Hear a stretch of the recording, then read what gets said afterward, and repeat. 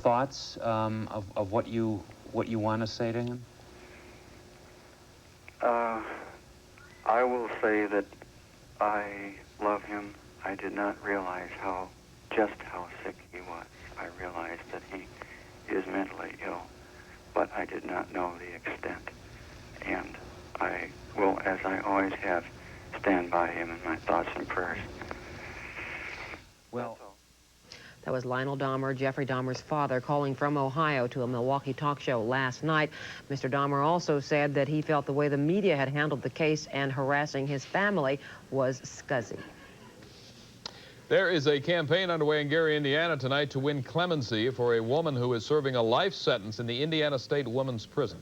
32-year-old Joanne Williams has been behind bars since she was 15, convicted on robbery and murder charges in 1975.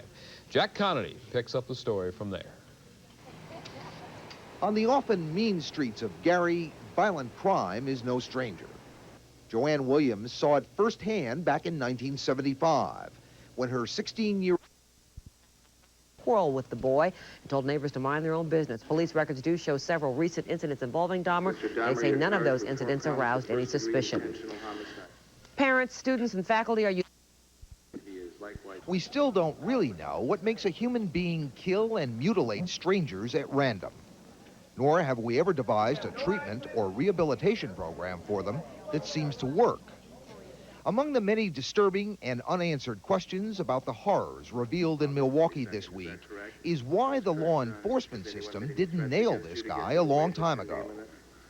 At a time when the Supreme Court seems to insist that police need still more power, what are they really doing with the powers they have? The MIA POW question is alive and well again. To the Channel 5 News, I'm Ron Majors. And I'm Carol Marine. As you know, the Bears opened. The 1990s chief tonight says he's shocked to learn 3 of his officers may have missed a chance to rescue a bloody, naked boy from confessed serial killer Jeffrey Dahmer. This incident happened back in May. And tonight, the officers are suspended. Jim Gibbons is just back from Milwaukee, and he joins us with details. Jim. Well, Marianne, the level of anguish is considerably higher in Milwaukee tonight over reports that Jeffrey Dahmer's murderous frenzy might have been stopped 2 months ago. Dahmer was questioned about the assault of a 14-year-old boy who is now listed among the victims. But the police apparently dismissed the claims of witnesses, and Dahmer walked away. 5 of the murders have taken place since then. Among the victims found in Jeffrey Dahmer's apartment was 14-year-old Conorak Cynthia Symphone. On the night of May 27, 2 months ago, Conorak was apparently trying to escape from Dahmer.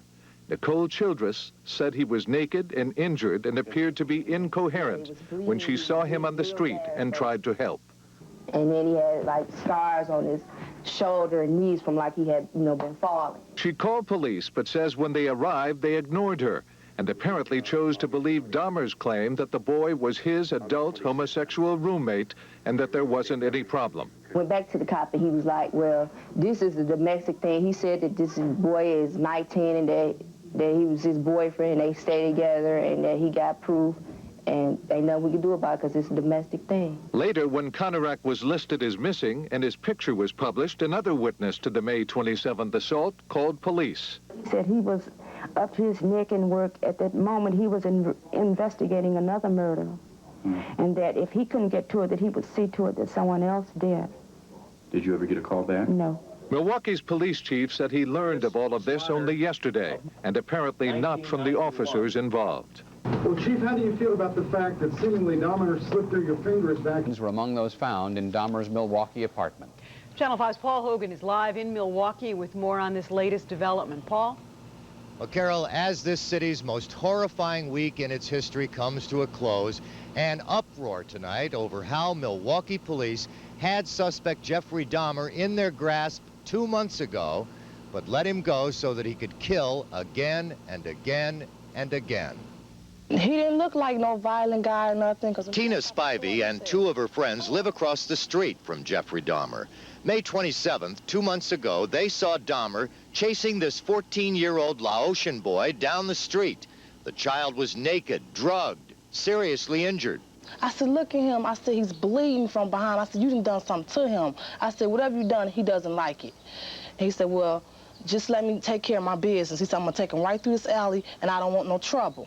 But when Tina called police, she says the officers believed Dahmer's story, that the injured child was actually his drunken 19-year-old gay lover. They bought it. He told them, like, I've been knowing him for the longest, and he loves to sit up and get drunk, and all this and that stuff. It was just ridiculous. So Dahmer was allowed to pick up the child and carry him back into his apartment, where his dismembered remains were found Monday night.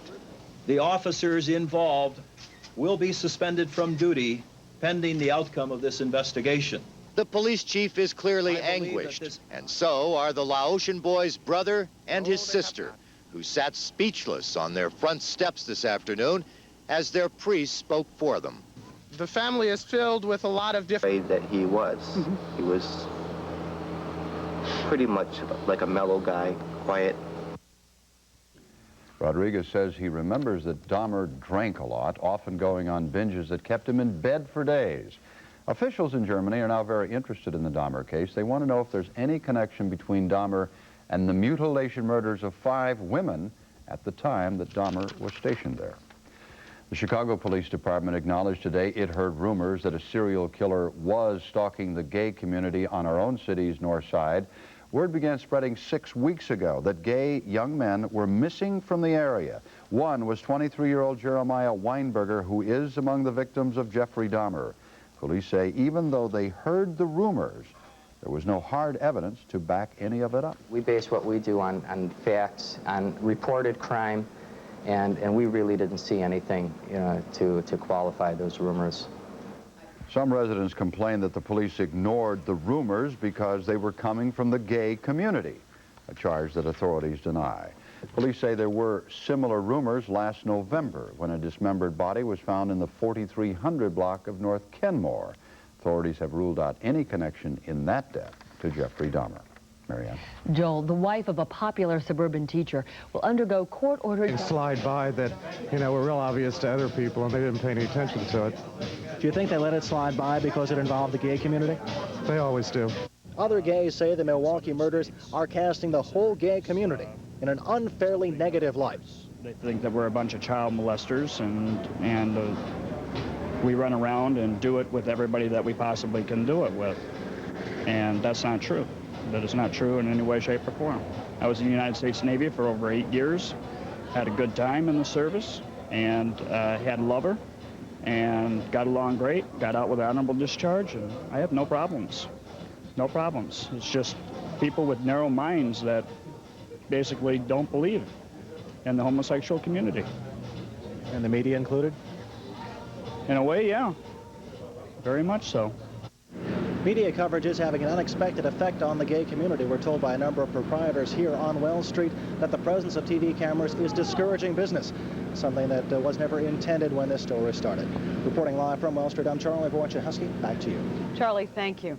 The horrific events in Milwaukee are raising concerns of families of missing persons. Channel 5's Ray Suarez is here with the story of one such family, right? Well, Carol, once a relative has been gone a while, these families say, people no longer sit by the window or by the phone waiting for word.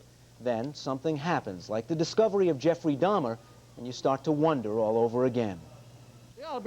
Ronald Nichols had worked for years at AT&T, was studying at a technical college. Channel 5 interviewed him last year for a story on the West Side blackout, and 2 days later, he was gone. If he had any kind of plans to change his lifestyle, he probably would have asked for our assistance in doing so. Early in the morning of August 6th last year, the young man's mother went down to his first-floor apartment, found the doors, both front and back, unlocked, but not ajar.